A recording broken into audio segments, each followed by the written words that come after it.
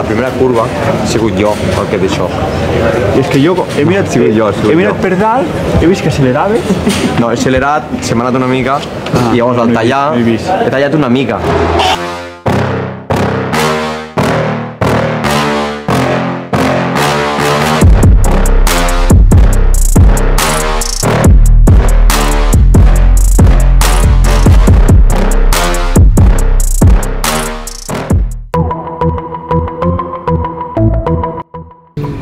Assalamualaikum warahmatullahi wabarakatuh, sahabat Radio GP dimanapun kalian berada dan fan Marc Marquez dimanapun kalian berada. Selamat malam. Sebelumnya kita berselawat dulu seperti biasa. Allahumma salli ala Sayyidina Muhammad, Allahumma salli ala Sayyidina Muhammad, Allahumma salli ala Sayyidina Muhammad sallallahu alaihi wasallam. Welcome back to my channel Radio GP. Oke teman-teman, untuk pada malam yang berbahagia ini suasananya sangat berbeda lagi ya.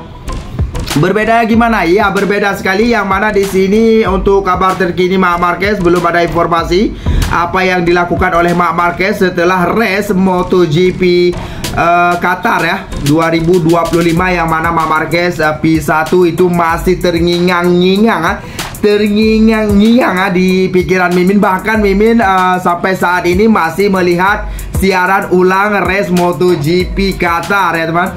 Untuk teman-teman ingin menonton race ulangannya, langsung aja di nonton gp.lol ya. Memang sangat seru sekali memang. Yang first lap pertama aja udah deg-degan, bahkan di pertengahan lap aja kita sudah merasa yang mana Marc Marquez sudah tidak dapat berlawan ya. Ternyata itu strategi Marc Marquez ya. Strategi Marc Marquez tidak terlalu push dulu karena memakai bahan baru, karena dia tahu untuk kalau kita push dia akan habis bahan depan teman-teman. Jadi di sini Marc Marquez di lap 8 atau 6 lap terakhir Marc Marquez langsung gacor di depan teman-teman. Apalagi di saat dilalui oleh Francesco Bagnaia, dalam hati Marc Marquez saatnya kita berperang atau saatnya kejuaraan baru dimulai ya. Pokoknya begitu. Mimin nggak tahu, mungkin ayat seperti itu adalah salah satu ayat dendam mungkin ya. Namun kalau orang tidak memperhatikan ayat tersebut, ya biasa aja ya. Kalau menurut Mimin ayat tersebut adalah sesuatu yang sangat Marc Marquez lampiaskan, karena ketiba Francesco Bagnaia melewati, Marc Marquez lalu mengatakan seperti itu dalam dirinya sendiri di saat mengendalikan motor tersebut ya.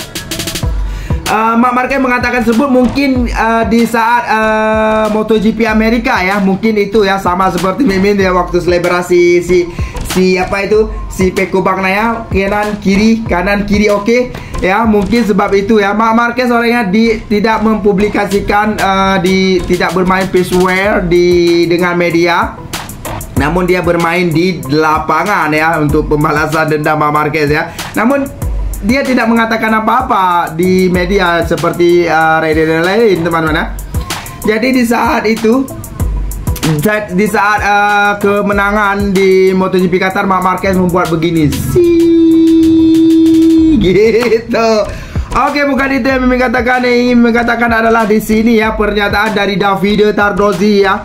Davide Tardozzi yang mana mengungkapkan ya, Mimin pun nggak tahu apa maksudnya, yang mana dia mengatakan Ducati ungkap kesuksesan Marquez di MotoGP 2025 tidak terlepas dari kerja kerasnya Bagnaia dalam memimpin pengembangan motor, teman-teman.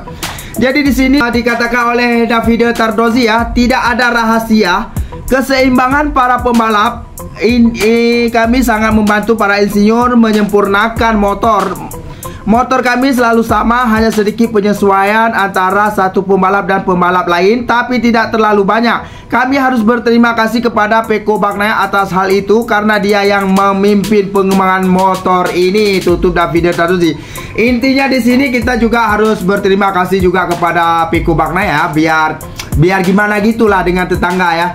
Kita harus akui juga ya, sejak Pecco Bagnaia di situ pengembangannya sangat luar biasa sekali. Dan untuk saat ini, di saat Marc Marquez sudah berada di dalam garasi, sekarang Bagnaia sudah menjadi apa istilahnya, bukan lagi rider ya, rider sekaligus dengan tim apa rider uji coba ya, istilahnya begitu teman-teman. Jadi manfaatnya dimanfaatkan oleh Marc Marquez dan dengan apa namanya, skill Marc Marquez juga, ditambah dengan skill Marc Marquez juga, di situ juga bertambah lagi Desmond CDC tersebut menjadi luar biasa sekali, brutal teman-teman ya. Di sini ya. Bahkan kenapa Mimin katakan begitu? Karena teman-teman bisa lihat aja di saat race MotoGP Thailand kemarin, bagaimana Marc Marquez, insting Marc Marquez bisa di saat bahan suhu bannya naik, di saat suhu bahan tekanan bahannya naik, Marc Marquez bisa beradaptasi dan bahkan bisa menyesuaikannya dan bisa finish juara sampai tidak kena tekanan bahan tersebut ya. Di sini tidak habis dipikir oleh si Pedro Acosta ya. Bagaimana dia mengatakan tidak semua rider bisa seperti Marc Marquez di Thailand. Pedro Acosta menilai penalti soal tekanan bahan tidak adil bagi Maverick Vinales. Ini sangat lucu sekali untuk Pedro Acosta teman-teman ya. Yang juara si Maverick Vinales, yang bising dia. Bahkan para krunya si Maverick Vinales mengatakan walaupun kejuaraan tersebut dibatalkan, namun mereka tetap senang dan berterima kasih kepada Maverick Vinales. Tapi yang gilanya si Pedro Acosta yang banyak mulutnya di sini teman-teman ya. Parah sekali ya. Bahkan dia mengatakan semua rider itu tidak seperti Marc Marquez. Disitulah keuntungan dari membalap teman-teman ya. Ada kelebihan begini, ada yang kelebihan begitu teman-teman. Tidak semua yang seperti itu. Itu salah satu keunggulan dari para setiap rider teman-teman. Namun kalau untuk skillnya Marc Marquez mungkin sangat sulit sekali ditiru oleh para rider lain ya. Buktinya aja Acosta mengatakan begitu ya. Tidak semua rider bisa seperti Marc Marquez. Parah. Dia mengatakan kalau bisa itu untuk aturan tekanan bahan dihilangkan gitu teman-teman.